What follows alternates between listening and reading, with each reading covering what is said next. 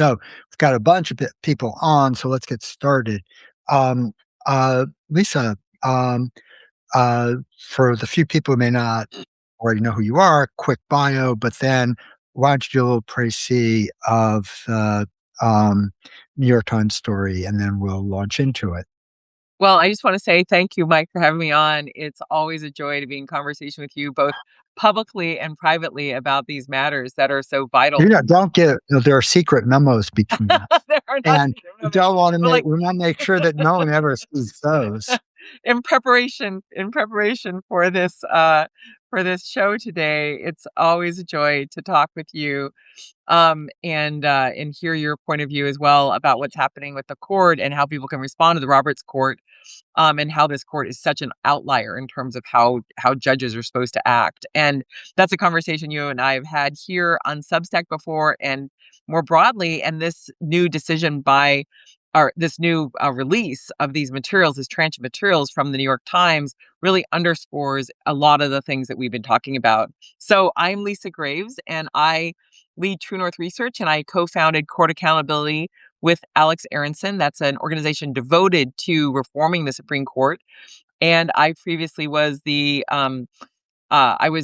chief nominations counsel for the Senate Judiciary Committee. I was the deputy assistant attorney general in the Office of Legal Policy, Policy Development at the Justice Department, and I've held other posts. I've been working on nominations, um, on and off, basically for almost 30 years now, and have done an intensive amount of work when I was the chief counsel, but also for nominations, but also since 2017, 2018, when I dove back into some of the Supreme Court and court work that I began my career looking at.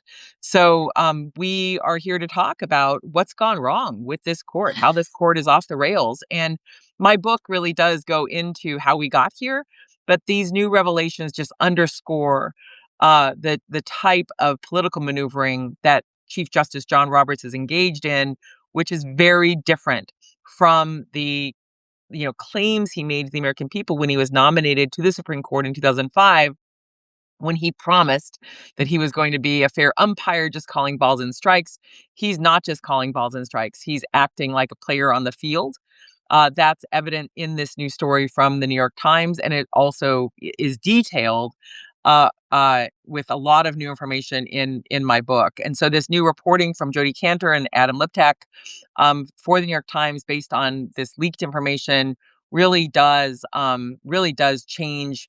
I think add new texture to this concern, and it's more than a concern, but the concern that I've raised repeatedly about how politicized this court is, how willing John Roberts and his cohorts are to bend and break the rules, both internal rules and external rules, in order to basically side with their allies or their backers or the benefactors of some of these Supreme Court justices who were installed in part with help from the fossil fuel industry. Right. And so I think we need a little bit more. Basically, um, it's billed as like 5 days that changed the Supreme Court, with the idea being this was the first shadow docket case, and now we suddenly have like the secret documents that got that horrible ball rolling downhill to crush us. Um, but as I'll come back to on a couple other points before I get into the main thing, I think it's kind of like just such an indication of the use of language Yeah, that the title of the article, 5 Days That Changed the Supreme Court, right? Days can't change the Supreme Court. yeah, yeah, Fossil fuel backed John Roberts changed the Supreme yeah, Court, yeah. right? Well, I'll go through some others. I want to get to the main stuff, but the extent to which they do this kind of wordplay to keep us from actually um, being as outraged and understand exactly what was going on. Um, so why don't you like talk a little bit about the shadow docket, like all just actually let's sort of like so as you've like read through the memos, should what were your top five rage points? Yeah. Well, I do want to start with the headline, as you did as well, Mike. I often wonder who writes headlines in the New York Times because they persistently infuriate me. I confess that each year I ask my team to read George Orwell's essay on politics in the English language Right. about basically not hiding the actors, not using language to hide who the actor is. And in this instance, it's not just remaking the Supreme Court, it's remaking our law, Right. remaking laws, remaking our ability, in essence, to respond to the devastating climate changes that are underway, and doing so secretly in this change in process. And so, gosh, the top 5 rage points. Maybe I'll maybe I'll just name a couple, but one of them really is this was initiated by John Roberts, so he has I guess the first point would be this really underscores that John Roberts is not just a sitting in the back seat, a backseat driver. He is driving this sport forward in ways that are aggressive and in defense of industry. We've known that. I've known that, from my work studying his decisions and his actions, but this really shows that he reached out to intervene in a case that was coming through the court system, and his claims he basically the second point is he basically prejudges the case, before it even gets to the court. It was brought to the court on an emergency basis. It was considered a Hail Mary to try to go around the ruling by the DC Circuit. This is a case where the the fossil fuel interests that are in power, in this instance, the West Virginia Attorney General and Solicitor General, were trying to assail the Clean Power Plan, which was the plan that was adopted after notice and comment by the EPA in the Obama administration. It, in many ways, was a modest plan given the climate changes that are underway. Many of the people who study climate science and the organizers recognize that it would be too little, in some ways too late, even if it were implemented in terms of trying to secure more energy coming from alternative to fossil fuels. So the plan, in essence, the Clean Power Plan, was designed to put our utilities, the public utilities that people rely on for their energy, in a place where they would be obtaining more energy from alternative energy, from wind and solar, for example. There was a multi-year plan to get that compliance. It was not instant. No one was instantly building a solar plant or instantly building a wind plant. But John Roberts prejudged the case from the outset, basically based on his own claims that this plan would cost industry, almost $500 million. So he's basically making arguments that are very political arguments that, in fact, are biased, partisan arguments from the outset, and prejudging the case in order to get the result he wanted, which was to stop put an injunction in place against the EPA's CPP, the Clean Power Plan. Now, let me just say third, I guess, in contrast, look at his action to stop what he claimed was irreparable harm if utility companies started moving toward alternative energy. And yet, look what he's done over the past year through the shadow docket, through this docket, where he has moved heaven and earth along with his fellow Republicans to allow Trump to take actions that are, in fact, causing irreparable harm to human beings. And I would also say, like, on the merits on climate change, the irreparable harm is not to industry, but it's actually to us for every delay we have on the Clean Power Plan, on any efforts to mitigate the climate changes underway. And I'm going to indulge myself in a fourth one. You asked for 5, and I Yeah, said it yeah, was keep 3. going. Yeah. But the fourth one, I think, is the way you can see Alito aligning quickly with Roberts. You can see the Republicans aligning in this dramatic change in how the court operates to intervene early in a case, well before that process is implemented, and in fact intervening before the merits were heard by the DC Circuit. And so you have that component of it. I guess I will say 5. The fifth Yeah. thing, which really wasn't in the story, but which is really significant to me, is the underlying story, which you pointed out, Mike, which has to be pointed out at every turn, which is how we got here is not just these 5 days. It's the fact that the fossil fuel industry, including Charles Koch, has specifically targeted the Supreme Court for capture. Charles Koch is one of the richest billionaires in the world. He owns the second largest privately held company in the US. His bread and butter has been in the fossil fuel industry. Chris Leonard wrote a book about that, his business, in which they said carbon is job one. Protecting carbon from regulation is job one. Now, the second part of that is we know that Leonard Leo, the guy who Donald Trump tapped to choose the Supreme Court justices for him in the first term, was instrumental in a group that was involved in basically trying to get the West Virginia Attorney General position into the hands of someone who could be very helpful to Leo's agenda. And so you also have the person who now is the co-leader of the Federal Society, longtime leader of the Federal Society, a man who has been given a $1.6 billion trust fund in order to try to change American law, is someone who was working with a group that was targeting that West Virginia AG position as the Obama administration was considering what it could do to mitigate climate change. And so you have outside money, sort of dark forces, dark money groups that are playing an extraordinary role in trying to limit our ability to try to mitigate the climate changes underway. And the downstream effects of this aren't just climate change, it's this whole way in which the court is operating on this emergency basis without full briefing, without oral arguments, without public facts, based on the private biases of these judges who are really acting like politicians, aiding their party at any cost and in secret. Yep. Yeah, I think, no, to your point too, about the difference in this and the last year with Trump, I think that it's really that he's been consistent in believing in the unitary Republican executive theory, Yeah. right? Public And executive. Yes, exactly. exactly, right? And it's like if you just yeah. Anyway, so I'm gonna go off and rant Yeah. in a very different Yeah. direction. Tell us what you think, Mike. Share your Um, thought.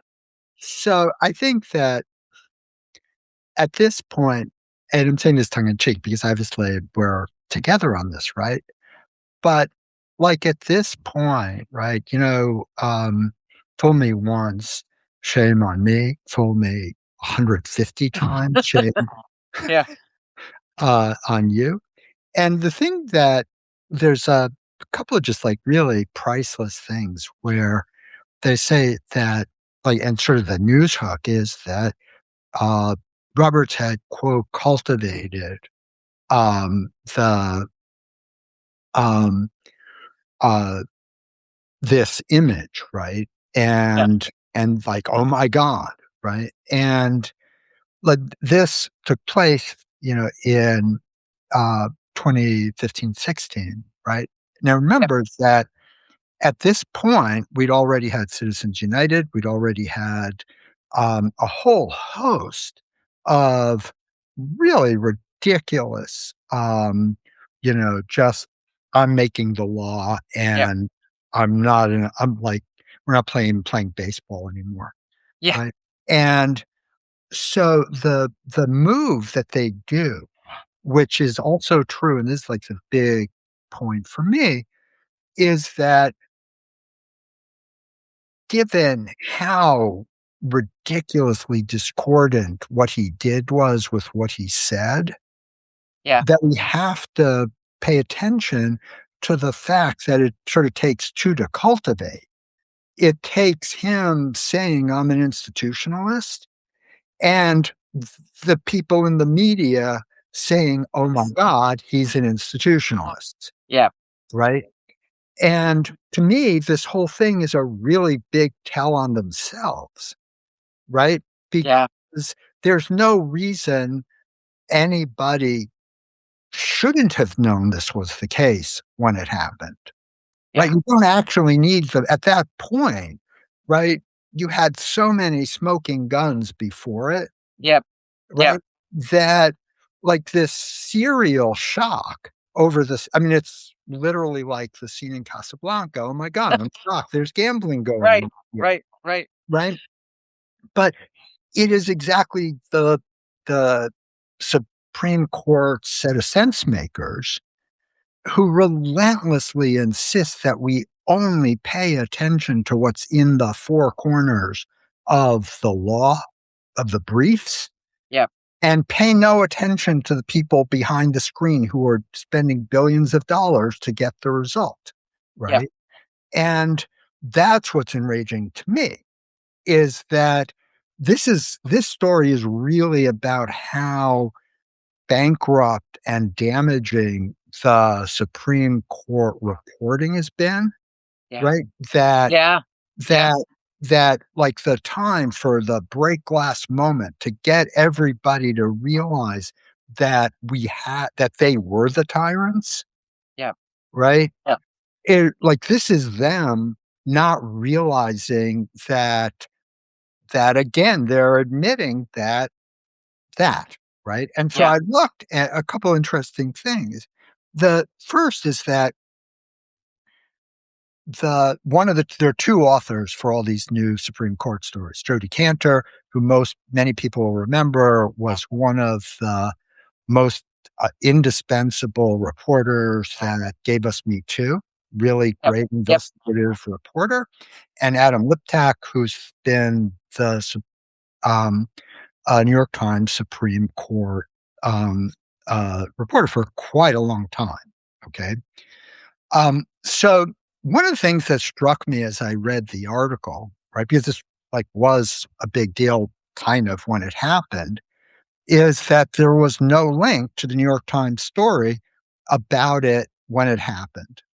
Um, so Right. I went back and looked, and darned if that story wasn't written by Adam Liptak too. Yeah. And Yeah. his coverage doesn't actually hold up that well, in terms of what we know now and what could have known, obviously, and was uninterested in finding out. So I just want to read some of this. Um, but the Supreme Court's willingness to issue a stay while the case proceeds was an early hint of the program could face a skeptical reception from the justices.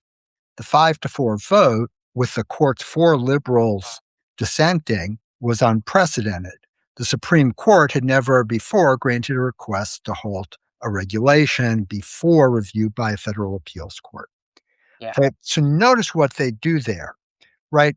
The crime in this case is attributed to the Supreme Court, and the skepticism over what the outcome will be is assigned to the justices, Yeah. while the dissenters, literally the people who are taking the jurisprudential conservative position, are named the four liberals, Yeah. right? Yeah. Yeah. That right? That it throws institutional credibility over the people breaking the institution, while Yeah. throwing shade over the people who are trying to defend it, right? Well, And you and go ahead. Sorry. I was going to say, so this is a persistent frustration of mine, which is the normalization of the extremism that this Roberts court is engaged in. Over and over, John Roberts and his fellow Republican appointees have just crushed long-standing legal precedents, well-regarded legal precedents that hundreds, if not thousands, of other judges have cited. That includes the Chevron case this past year and more. And it is engaged in a really radical remaking of American law.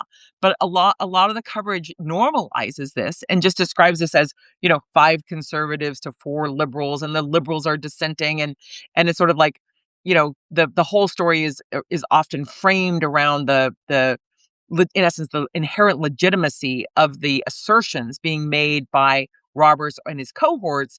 And then the liberals, by the terminology of the court, they're dissenting. They disagree with this decision, but they're almost marginalized in a way by the way they're described, and how little of their argument actually is aired or given full airing as actually being on the right side of the law, the right side of history. It's like, oh, and then these four liberals dissented. The fact is that John Roberts has been orchestrating a radical revision of American law that includes the decision in Citizens United to crush the ability of Congress to limit that dark money that's been a tsunami that has overwhelmed our elections, billions of dollars since 2010 as a result of that decision, a decision that never should have been a 5-4 decision because Clarence Thomas had a fundamental conflict due to a billionaire that gave his wife a gift of $500,000 to fund an organization to take advantage of Citizens United. But setting that aside, that decision was radical. It said that Congress could not adopt these measures to try to mitigate the amount of money that was coming in through dark money sources.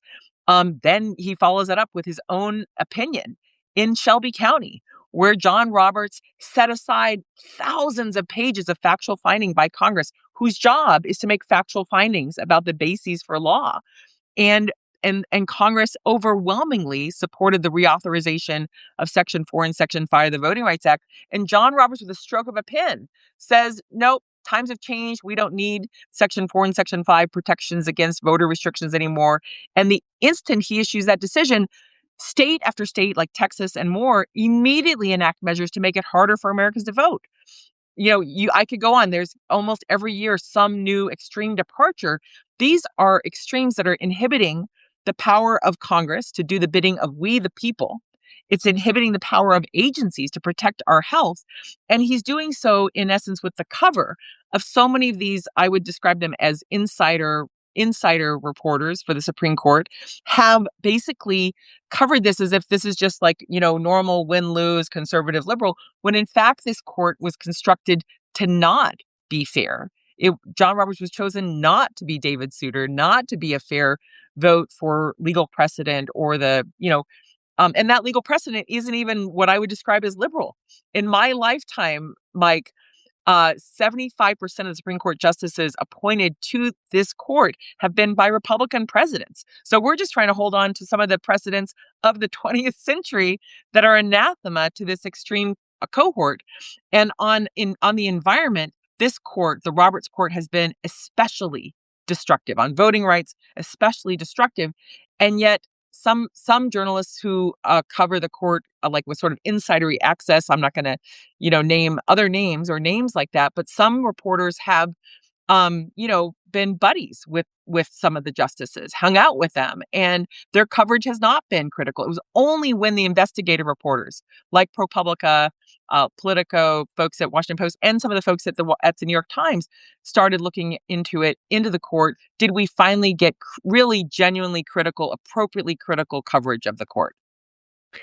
Yeah, I mean, I really feel a little bit of like that the extent to which most of the people in the Supreme Court press corps bend over backwards, like to not tell the truth, is remarkable. Because you're saying the to when in almost every instance where the quote liberal justices or the quote democratic justices, which people feel they need to say to make it look like they're balanced rather than they're being objective, right, are in almost every instance defending decisions that were there by Republican majorities, right?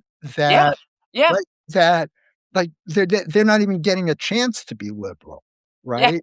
Yeah.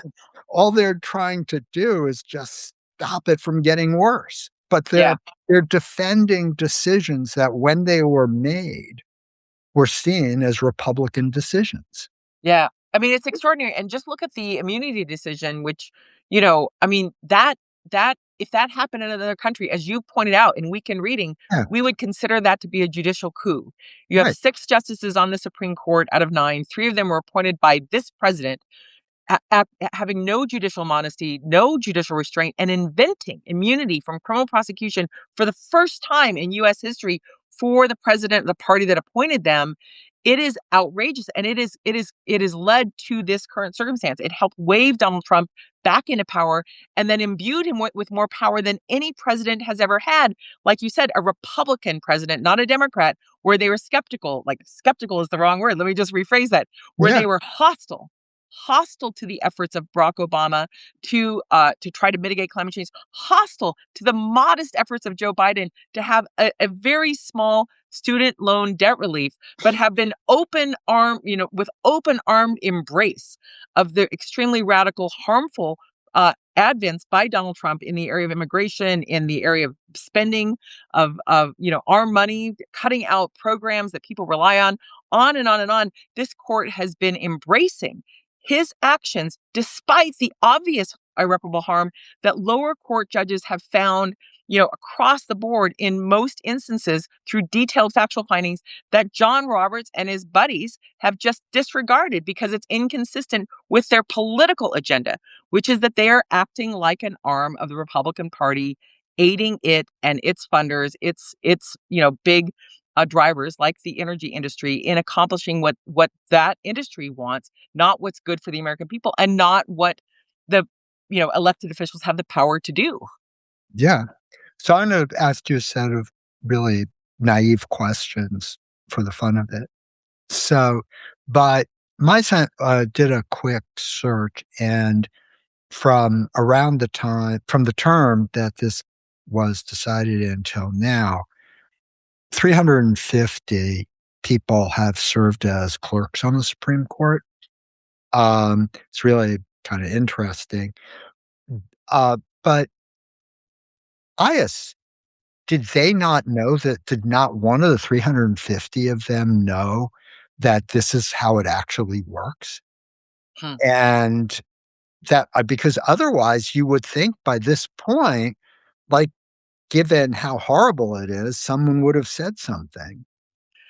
Well, I didn't clerk on the Supreme Court. Thurgood Marshall retired before I had the chance to clerk, and he was the only one who I ever thought that I Yeah. would want to clerk for.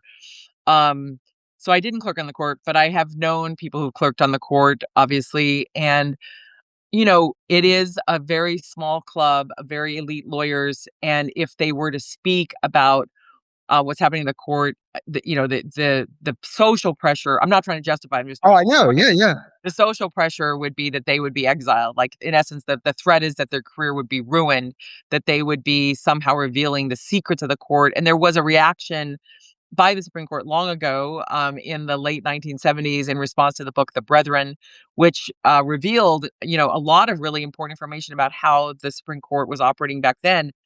Nothing like what we were seeing this Roberts court engaged in terms of the extreme partisanship. But John Roberts, just to give another piece of insight into who he is and how destructive he's been, and how he's not the so-called institutionalist that some of these reporters have conveyed him as or reported him to be. John Roberts did not respond to the numerous investigative reports of, conflict of interest, of this gift giving, of this bias, of this greed by his fellow justices. That includes Clarence Thomas, but also Alito and Scalia. And there's a big report on those gifts. He did not conduct an investigation into that. The only time he ever conducted an investigation was into the leak of the Dobbs opinion. And apparently, they did not require the justices themselves to speak under oath. Instead, they put the clerks and the court staff through the ringer. And then subsequently, he apparently has demanded non-disclosure agreements or the equivalent from clerks. And so this court is desperate to keep its practices secret beyond even the social methods that have been used in the past. I guess I would say, you know, I hope that there are more people of good conscience who would come forward and talk about what's really been happening behind the scenes of the court for the sake of the country, even if it might hurt their ability to have like a 6 or 7 figure salary at a big firm, a big law firm, because the stakes are so high in terms of how this court has gone off the rails and absolutely has to be reformed. Yeah. So, I mean, they could also do it anonymously. Yeah. The Oh, yeah.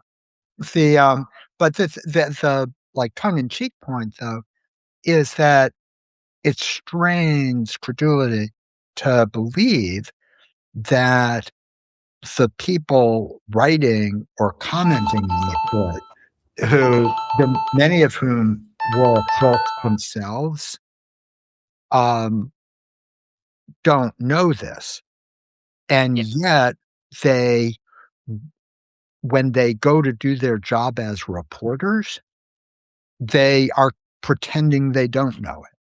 Yeah. right? Yeah. And I know. Sorry for that go ringtone, ahead. by the way. Yeah, I got I yeah, got it. that's good. That like I can't believe that like our foremost commentators and Supreme Court sense makers were actually shocked by any of this, right? Yeah. Yeah. That this was a revelation about Yeah. Roberts, right? Yeah, I mean, And I was shocked that the memos got out, right? I wasn't shocked about what it conveyed. And like you said, back then when this happened, the coverage did not convey the shock at that time of right, this new because he was an umpire, Yep, right? And yep, because he didn't have to write anything, yep, right? yeah, And and the and it's this weird cycle where the the the kinds by the way, I want to go back on the Brethren point for a minute. Like one of the yep, things that you will say if you read the Brethren, which is a book by Woodward and Byrne, no, by Scott Armstrong, right? yes, yep, Um, about back when the Washington Post was a newspaper, and the you really need to prepare yourself because what you'll see is justices attempting to commit compromise, and listen to each other a little bit. Not perfectly, obviously, but nothing like what we have now. But anyway, but back to the other things. The thing that like just is even more enraging is that periodically we'll get a book like The Brethren, or we'll get some of Jeffrey Toobin's books, right, and or we'll get the papers of some of the justices, right? Well after they retire, right? And all the time, this is how we see them acting, right, right? And yet, if you assert or even imply that this is how they're acting now, then like you're ridiculed. right, That like it is only the case that they did act that way, but it's never the case that they are acting that way. right, And to suggest otherwise is to be a crazy lefty or to not understand, or worst of all, be a non lawyer, which is right. actually a human being. But right, it's like it, it, it doesn't matter that there's no evidence it's ever been otherwise, Yeah. yet it's completely off limits to interpret anything they're doing now as if they're considering anything other than the law. Yeah, it's extraordinary to me because, especially as we've seen this divide emerge between the lower court judges who've been mightily trying to follow the law, including the law on temporary restraining orders, where if you show irreparable harm and a substantial likelihood of success, showing that the law is on your side, and this court's actions, the Roberts court's actions to thwart those rulings, you have people saying, well, you can't criticize the Supreme Court or saying like you can't attack the institution of the court because it will undermine the institution. And I say the Roberts Court is undermining the institution of the Yeah, court. It is using power in a really naked way to put its thumb or its fist on the scale of justice in favor of Donald Trump and in favor of the Republican Party. You can see that with the map and the redistricting cases, how it has changed the rules to allow the Republican maps to go forward, with one nod to the California map, but across the board, we see this aiding this agenda of Donald Trump and the Republican Party. And yet, if you say that, supposedly you're making the court into a partisan court, you're polluting the pure reputation of the court, when in fact this court has engaged in a more partisan, more extremely partisan way than previous courts in the 20th and 21st century. Sometimes people will say, "Oh, but Earl Warren and Brown versus Board," and I say to you, like, Earl Warren was a Republican. He was the governor of California. He was chosen by his political rival for the presidency. He wasn't chosen to change the law on the court. I think he did his best to actually interpret the law as it was written, like equal protection of the law means no segregated schools. When you look at a case like Roe, that was a 7-2 decision written by a Republican appointee to the court. It's only been in this most recent 25 years where this capture the court has become so expert that they've been able to not just have people who are Republicans and Democrats on the court, but select for people who are going to basically be players, gunners for this right wing agenda, attacking the power of these administrative agencies to protect our health, attacking rights that, guarantee freedom. Like, what does freedom mean in 21st century America?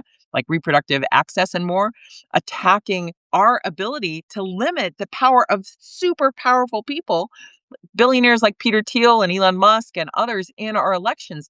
This court really is not operating like a court. The Roberts court is operating like a lever that has been deployed by the same forces, in essence, the same billionaires who have been pushing for the elections of these right wing politicians, the same ones whose groups are lobbying against these sorts of regulations.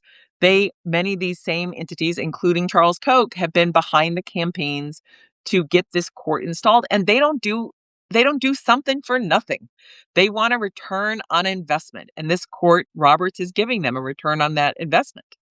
Yeah. We're a great team because you get really mad at them. I really get mad at the people who are to basically shielding them from being seen for what they are. I'm so past. I mean, this is true. They get a, yeah, you need to actually say more about why they're bad, right? I do, but that's my curse. No, it's their opinion, you, right? But it's if there's an undecided person out there who Yeah. needs one more thing, and oh my God, Right. Right. right? Right. And one of the things that for folks who are on, really sort of ask yourself if you follow any of the many Supreme Court podcasts or Substacks, right? Have you heard any of them talk about the decisions in a way that implicates the economic interests behind what's going on? Or right, I mean, there's so many better ways to cover the Supreme Court. I mean, for example, in any kind of rational world, especially now because everything's computerized, is part of the routine coverage would be who are the meat guy on both sides. Yeah. And Yep. it Yep. and did anybody who funded the campaigns to get them confirmed Yep. have something this is not difficult. This Yeah. is a click away, from the SCOTUS site. It's a click away from Open Secrets. Yep. And no, all you can this is what they wrote about in the past, right? I mean, they're seen as such completely independent actors about the only thing you can do is look at their words and try to figure out what they're going to say. And it's just ridiculous. And the thing that I find sort of even compoundingly frustrating is that when I talk to people who listen to some of them, and I'm purposefully not picking on any one of them because it's not fair to the others I should pick on, is Yeah. that the they've taken up this sort of Daily Show-ish ridicule of them, right? Yeah. Of how hypocritical they are, of how venal they are, how misogynist they are. But they're still containing the story inside those 9 bodies, Yep. right?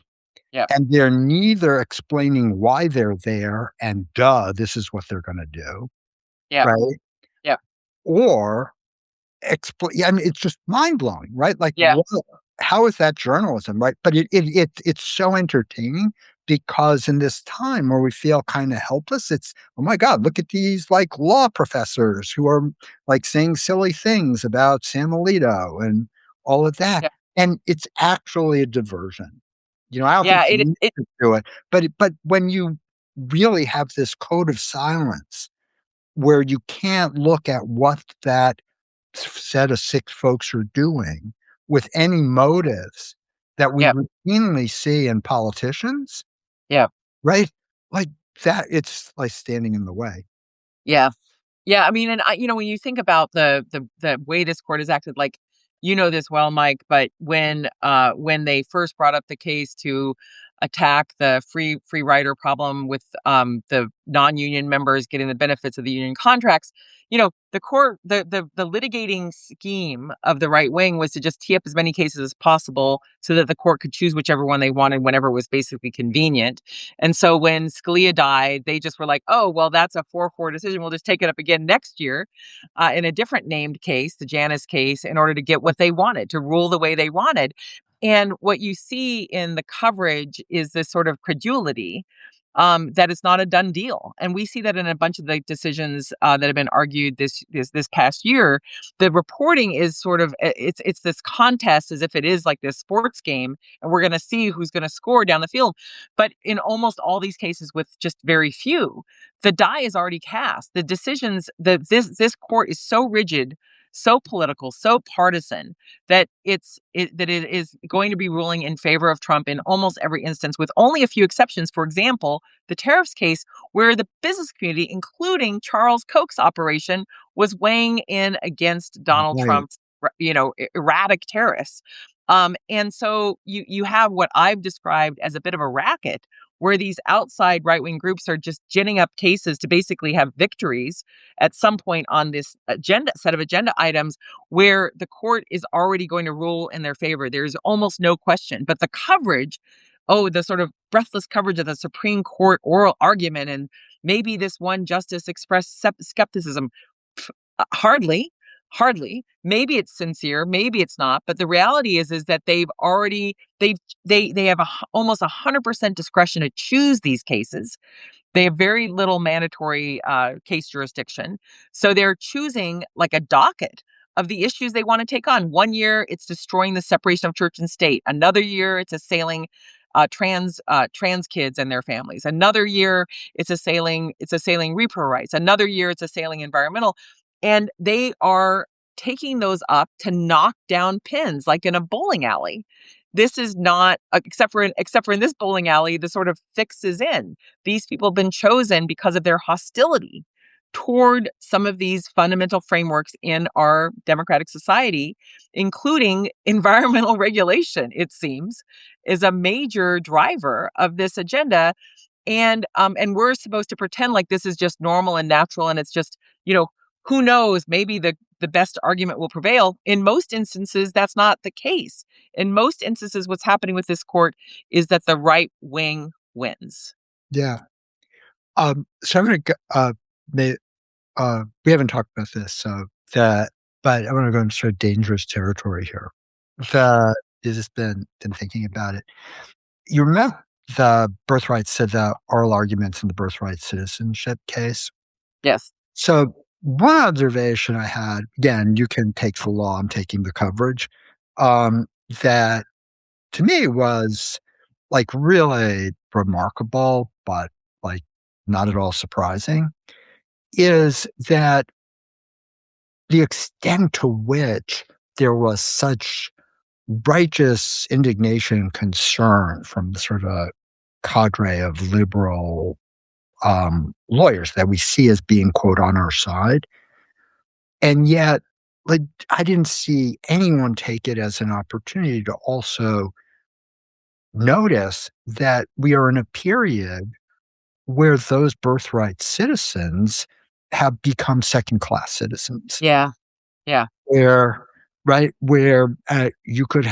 may be a birthright citizen, but your mom can be sent to a terror camp Yeah. or deported, or you think you should get public, benefits the way other American citizens are getting. No, you actually don't qualify that, or we can't. It's going to make it too hard for you, Yeah. right? And so it's this lofty principle, which of course I agree with, and all of that. But it's so indicative of this this really attenuated view of like just so narrow into just like the principles.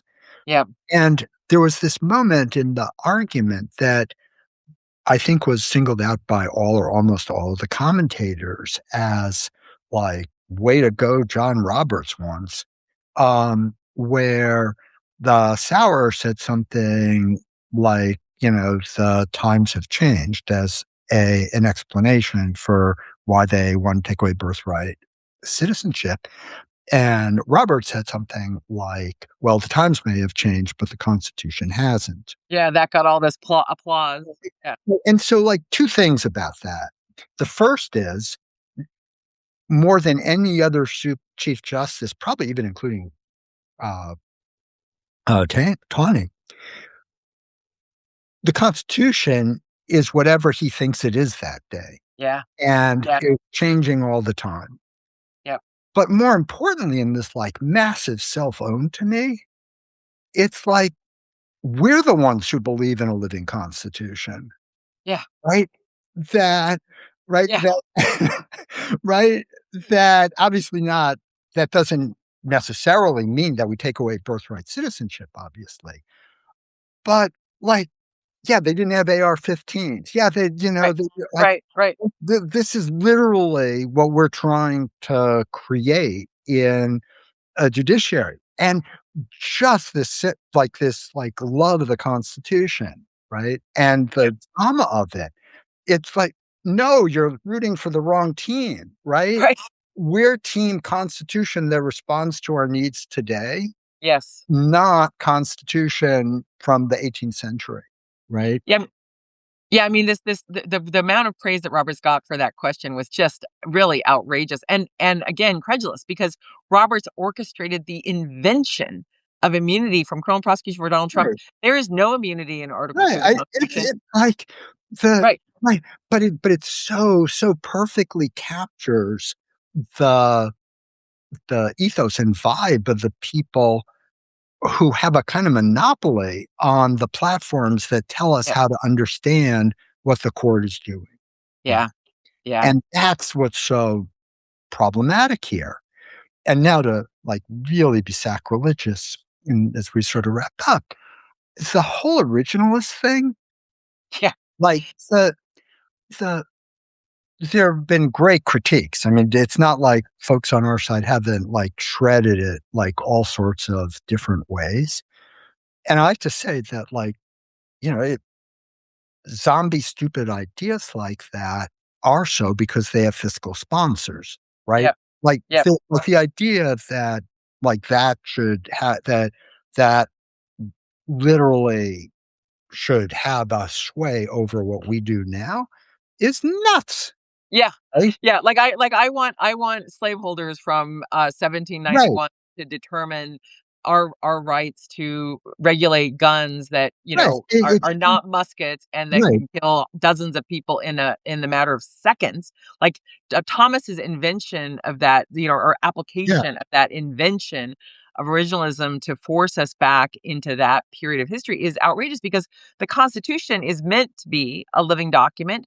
I mean, it's meant to be something that is an agreement between the people and our government.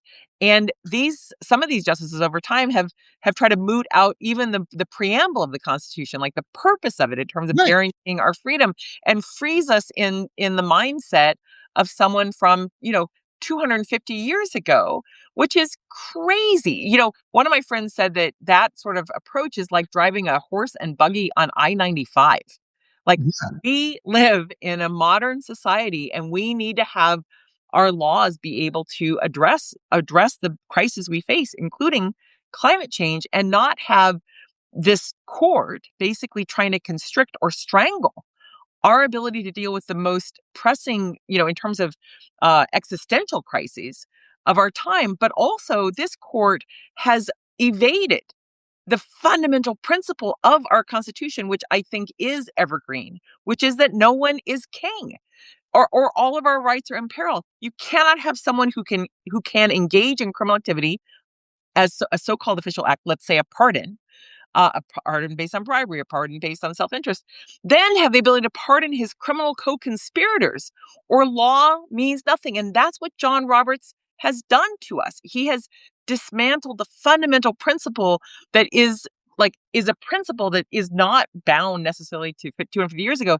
It's the thing that has secured our liberty, and he decimated it. And yet reporters were covering his claim that the Constitution is unchanged as if that were true to him, when it's clearly not. see, I think that um, the to me, to you saying preamble, but it's like the Constitution is really the the you know commitment, the vehicle for ensuring that the ambitions of the Declaration of Independence are never realized, right? Mm, And Michael Klarman's book about like the yep, founding coup is really important in that regard. yep, yep, That like like whoa, like why did we promise this to the people of the country now that we're independent? We better go back and fix that, right? yeah, And it was like good PR for going after like England, but right, oh, we right. don't live by those rules. Um, Right. Well, I mean, the counter majoritarian components of the Constitution are evidence of that. yeah. Yeah. Then the Yeah. other thing is when people like get all cheery, like people who have really good values, but oh my God, it's unconstitutional. Oh my God, right? It's like, can you imagine if I said, I have an idea. Why don't we today, like, to take care of what you're saying about updating to a world where there are cars and stuff, Yeah. right? So that like we take that off the table, right? But how would you feel about saying, let's let the next constitution be written and ratified by white men, Yeah. No, that'd be a right? no. I Hard mean, no. like what? Yeah. Right? And yet, like the same people are there. Oh my God, this is a constitution. Reverence. Yeah. Yeah, Yeah. it is. And I think it has a lot to do with the fact that the only people who who are seen as being able to comment on all this stuff feel that way, right? And so it's what I'm just saying is kind of heresy, right? And like no one's saying it, even though it should be obvious, you know? And just like to just roll with other things to get me in trouble with is when Yes, people, you are out on that limb, Mike. yeah, uh, I hope you that, but it's like for most people who get so worked up, and I'm here thinking about the elite law folks, not because it's a more complicated question. But this idea of the central problem of the moment being defending the rule of law, Yeah. when you get underneath it, what it really is defending the rule by lawyers, Yeah. right? Yeah. And not us.